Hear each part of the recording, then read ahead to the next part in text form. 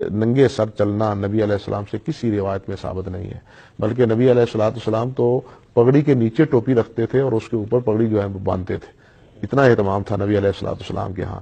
بلکہ آثار میں تو اس سے بھی آگے مسئلہ ہے، امام مالک رحمۃ اللہ علیہ فرماتے ہیں کہ میرے استاد ربیہ تھے، ربیہ کی مجلس میں ہم 30 ساتھی ہوتے تھے اور سب کے سب پگڑی کے ساتھ ہوتے تھے، کوئی بھی برہنہ نہیں ہوتا تھا۔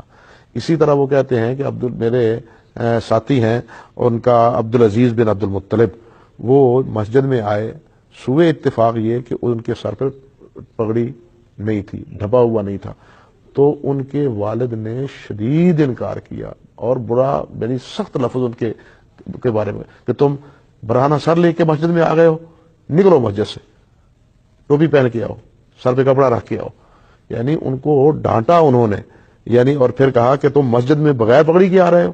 یہ خیر القرون کا دور ہے۔ اس سے پتہ چلتا ہے کہ اس وقت تابعین میں، اتباع التابعین میں کیا پوزیشن تھی سر ڈھانپنے کی۔ ہمارے ہاں یہ اب ریت بن گئی ہے مغرب کے تناظر میں سر کو ننگا رکھنے کی۔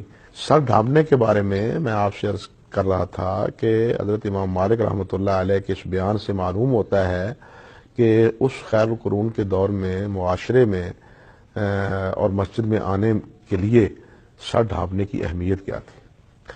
بلکہ اگر ہم تھوڑا سا اپنی اسی بر صغیر کی تاریخ میں جائیں، بلکہ اس سے بھی پہلے میں آپ کو ایک بات کی طرف توجہ دلانا چاہتا ہوں کہ ہمارے جتنے صاحب فتویٰ بزرگ ہیں، میں لفظ صاحب فتویٰ بزرگ بولتا ہوں، جو اساتذہ ہیں، اساتذہ علم ہیں، کبھی آپ نے ان کو ننگا سر دیکھا ہے؟ نہیں، بالکل نہیں۔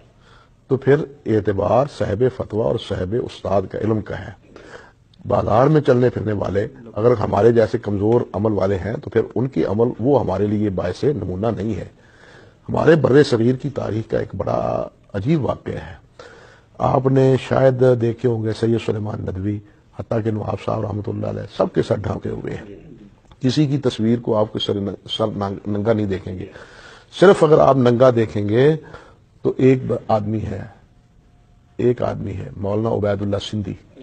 مولانا عبید اللہ سندھی نے احتجاجاً سر سے پگڑی اتار دی تھی کہ انگریز نے ہمارے ملک پہ قبضہ کر کے ہماری پگڑی اتار دی ہے، اب میں یہ پگڑی سر پہ اس وقت باندھوں گا جب انگریز کو یہاں ملک سے نکال لوں گا۔